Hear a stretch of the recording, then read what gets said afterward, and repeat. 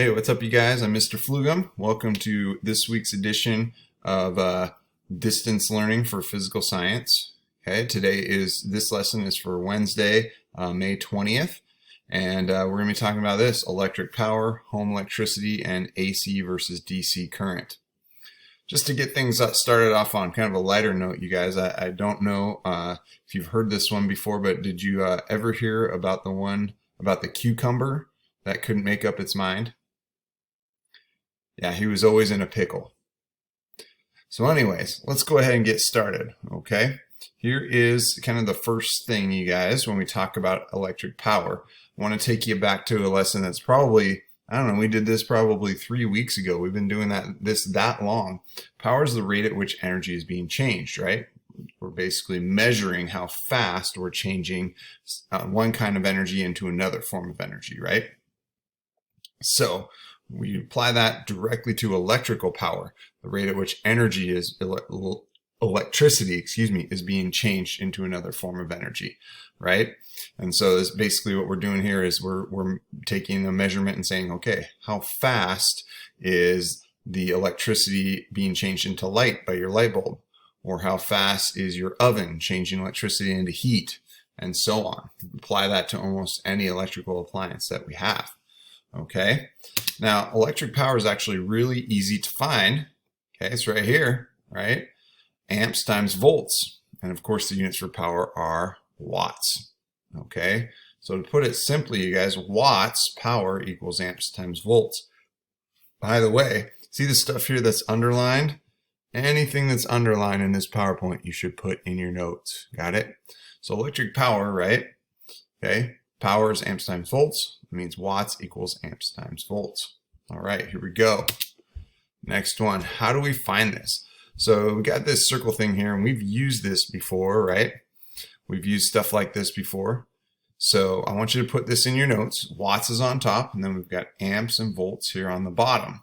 I'll show you how to kind of use this. This is using that equation, watts equals amps times volts, right? So if I've got this, I've got 1200 watts and 120 volts. Okay, so what I'm going to do is this. That means I want to find amps. I'm missing amps, so I cover up amps, right? And I see that watts is over volts, right? I'm going to cover up amps. I see watts is over volts, so I go watts divided by volts gives me amps. So that would mean this, right? If I was using a 1200 watt appliance on a 120 volt circuit, we would draw 10 amps of current. Here's just another one. Here I have 120 volts times and 3 amps. So that means I'm missing watts, right? So we're going to cover up watts. We notice amps and volts are together, right? Next to each other. That means we multiply 120 volts times 3 amps. That gives us about 360 watts, right? So that's using that equation. Make sure that you have this. We've used stuff like this before, right, you guys, to help us with things like force and stuff like that. Okay. So I gave you a heads up about this when I introed this, and now I'm going to tell you about it. Okay, power ratings of your home appliances. Anything that uses electricity in your house, okay, should have some kind of sticker like this on it. Okay, it usually has the brand name of the manufacturer or the company, a bunch of stuff about, you know, model numbers and serial numbers and stuff. And then if you notice, like right here, it gives you it's wattage, right? And also the voltage that it operates at. Your home voltage, you guys, is somewhere between 110 and 120 volts. I usually just say it's 120 volts as a good like round number to deal with. And then here's our wattage, right? 900 watts. Here's a picture of me, you guys, with a couple of labels of things around my house. Here's the back of the TV in my bedroom. There's the label. Here's my microwave, right? There's the label that gives me the watts. It's kind of small, but it's there. So I want you to be aware of that, okay? All right, now I'm going to make myself big here, I think. Yeah, make myself big. I'm going to reach over here and I'm going to grab like another just thing. So this is a power drill from my garage, right? A 1/2 inch drill. And if you notice on here, this also has the sticker. Now this one's a little different because if you notice, it gives you volts and amps, but it doesn't give you watts. So remember though, we can use that equation still to figure this out. So remember, any appliance that you have, whether it's a drill like this, or your blender, or your mixer, your television, even your video game console, all that stuff will have that kind of label somewhere on it, whether it's on the plug or whatever. Okay. All right, here we go. So here's the deal. We're going to move on here and talk about something a little bit different than electric power. We're going to talk about some safety stuff. So electrical safety, fuses and circuit breakers, okay? So a fuse, you guys, a fuse is something that has a metal piece in it, and it breaks when there's too much current running through it, okay? So fuses, if they're in your house, look like this. You may also be more familiar with them. They might be little cylinder things that that you have in your car or in other kinds of electrical devices, okay? Now what happens is this, you guys, when the fuse is blown, it'll be blackened on the inside. And that's because too much current tried to run through there, and so the safety device broke the wire inside and stopped the circuit so that you didn't have too much current flowing through it. Well, what's the big deal about current, you might say, Mr. Flugum? Well, we'll get to that in a second. But the thing about fuses is this, you have to replace them when they break, right? On the other hand, we have things called circuit breakers, right?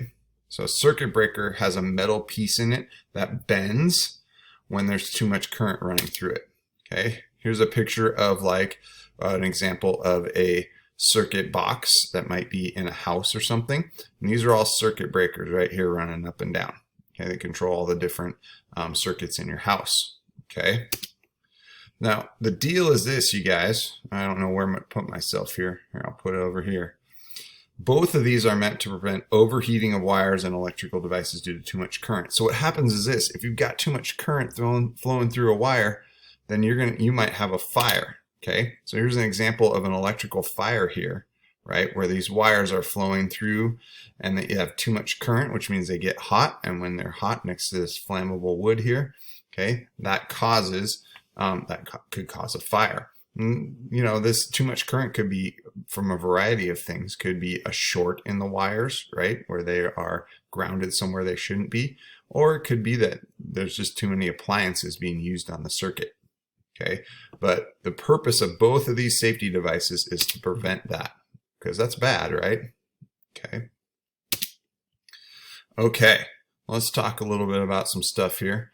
My slide's a little messed up. That's okay. I'll put everything up here, you guys. Let me go back. Okay. So we're going to talk about two different types of electric current. Okay. The first one is this direct current. See how that's underlined? Make sure you put that in your notes. Direct current is this, you guys. It's when electrons flow in only one direction through the wire. Okay. And we use batteries to do this for the most part. Okay. So batteries produce DC, what is called direct current or DC current. Okay, the other kind of current is called this AC, alternating current. And that's when the electron flow reverses direction at regular intervals. So AC is made from power plants and generators. If you've got a little generator that you can take out in the woods with you and use appliances or things like that, or to power your house when electricity goes out, that is producing AC current, okay? AC comes from the outlets. Okay, in our homes, it's what we use in our homes, and it powers most of our lights and other devices. So here in the United States, right, AC current is at 60 hertz. That means this, it changes directions 120 times a second. So it's super fast, right? Okay, and yeah, there's a reason for that, but we may not explain that here. Okay, now, just to wrap this up here, you guys, advantages of DC versus disadvantages. For a while, actually, there was a debate whether we should use DC or AC as our primary source of electricity, of electrical current. Well, DC has its advantages, right? It's safer and it can be stored, but it had some big disadvantages. The current can't flow more than a mile from the power plant. That's a big deal, right? Okay, most of us do not live within a mile of a power plant. And then large systems were expensive to install and maintain. Okay, So there was a big deal there. Now, when we look at AC, it's kind of the opposite. It's got a different set of issues.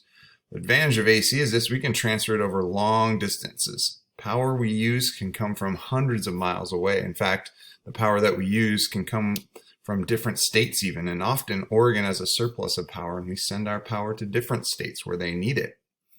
Okay. The other thing is this: AC systems are cheaper and simpler. Okay. And it's also easy to change the voltage of AC up and down.